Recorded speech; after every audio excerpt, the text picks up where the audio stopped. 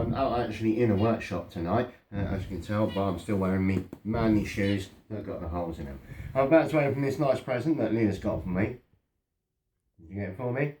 Yes. So we're going to see what it is, and it's linked to our new adventure. I'm about to open that in the right way. Yeah, so do I get to open it with a hammer, Leah? No. Why not? Okay. No. Hmm? No. What about a screwdriver? You can try. No, I don't think so. I think we better start off with a pair of scissors. Yeah.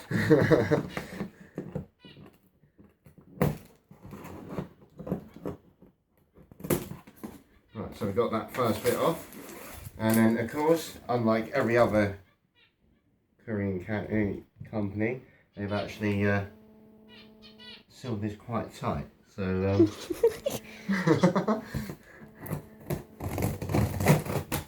well, that's the first little incision. I've got that. Hey! Like all. No. And always remember, with all this packaging, to recycle properly. Always had a word, bad time with that word.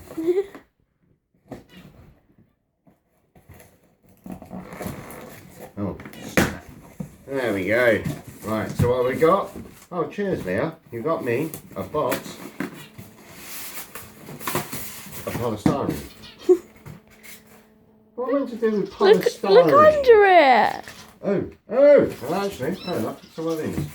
What are those then? Leathers. Ow. Okay, I've got a wire brush. What's that to clean the toenails with? And a handle. Is it a barbecue? Come on, that looks like a barbecue handle. You've got to figure it out. Alright, I'll keep going. With my polystyrene. Right, so what else have we got in here? So it's one big thing of, actually, I think I know what this is. There's no point in dragging it out because you'll know exactly what it is when I do. So if I cut the box, I can show you via the front what it is. And if I was you, get stronger scissors. What is it? And I know there's so many people out there that do all these unboxing things like nice and prim and proper, and they're going to really screw at me and yell at me, and it's just like, no, what did you do? You just ripped it open. But I'm impatient, like most people are. And Leah sneezes. They wait for no one. Any more? Sure? There's usually about four there. No. Ready? Steady. And... oh, okay. I'll let you off. Right, it is... a MIG welder.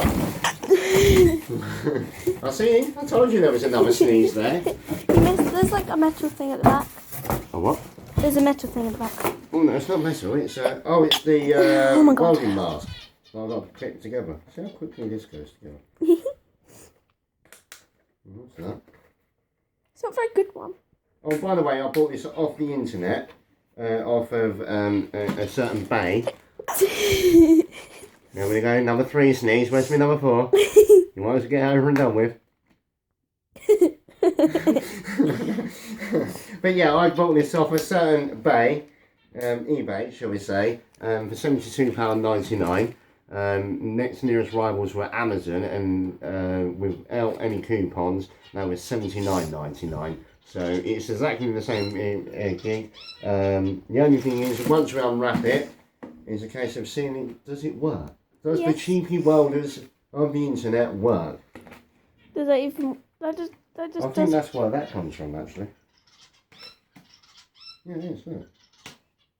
What does it... What does It it do? assembles itself, nearly. What is that? What's that bit for? No, it is the outside. It's the welding mask. Yeah, but why do you need that bit? To hold on to it, because there's no straps. To hold it onto your face. I know Daddy's face is ugly, but, you know, you'll have to get away with me actually holding it, or using my other mask, wherever I put it. It might be somewhere under there. I'm trying not to put... oh, there we go. Oh, no. Did I break it? No. There you go. Your mask. No. But what about your eyeballs? My eyeballs? There it is. That's where that comes from. Protected glass. And yes, if you've ever got an ugly other half, it's always good to have a pair of glasses like that. And this looks quite simple. It goes in the back. There's a couple of little slips. And you put them in. Click it down, make sure there's no gaps, or otherwise you will burn your eyes. And getting archive is not a pretty thing, and it really hurts. So don't do it. So make sure that's clipped down, and you got a mask. So, anything else in that little guinea box at the bottom? No. No, more of this polystyrene. Right, so here comes the polythene bag. Always gets me how much packaging it comes from, but I must admit, in this, there's not a lot considering how many bits of fragile tape is around it. But then again, we'll see if it works properly. Yeah. Right, don't want that bit anymore. I'm strapping. There we go. So we've got, oh, there are cable ties. You know, why you can't use hemp bindings or any other recyclable bindings, I do not know. And why I can't remember where I put the scissors, because they blend in with the carpet. But yeah, cable ties. We all use them, but I can't abide them. So there we go. Unwrap this.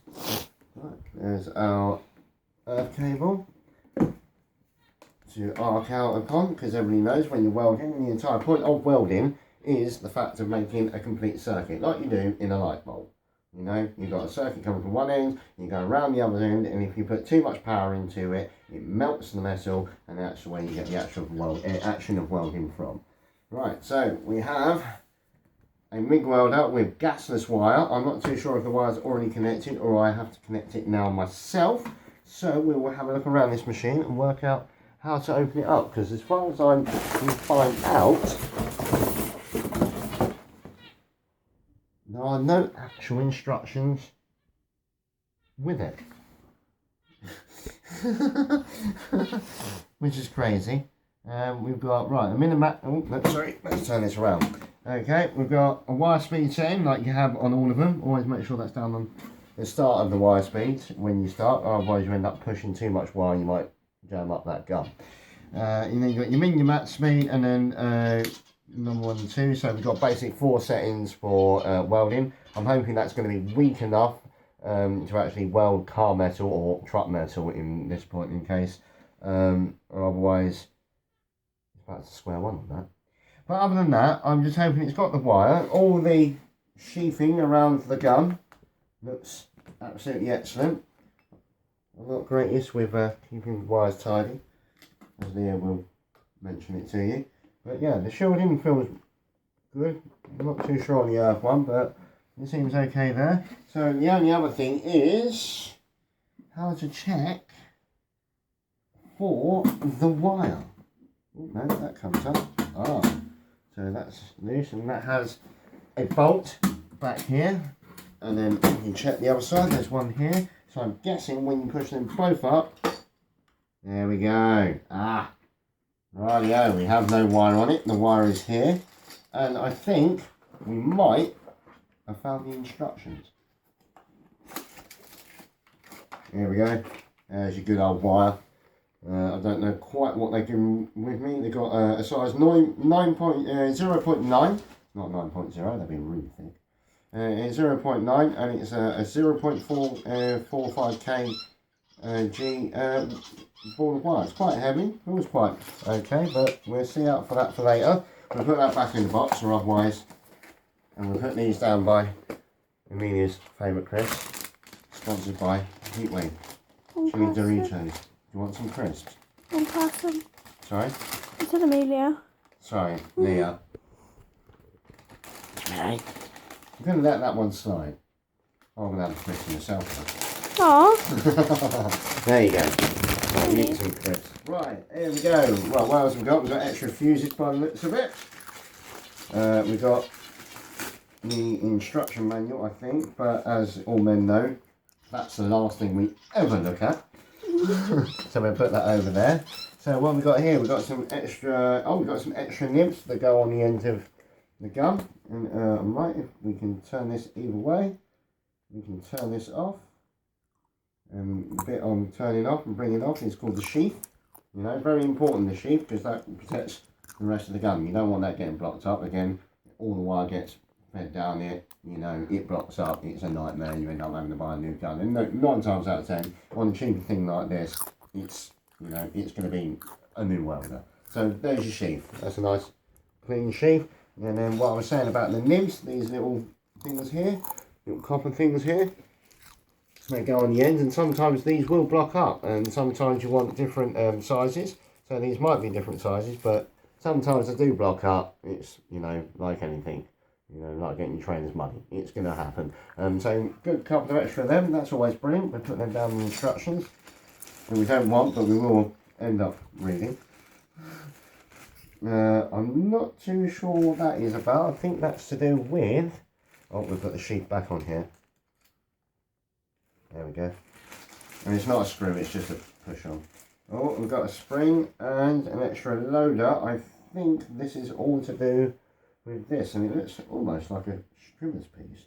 Oh, and some extra fuses. They're always handy, because any time you touch this improperly to the bit of metal that you're welding, there goes your fuse. So good on your eBay on that one, and whoever sold it to me. I'm not too. It's a weird name. I'm not going to try and pronounce now. I shouldn't do that really. I'll come back to you on that one. Right, so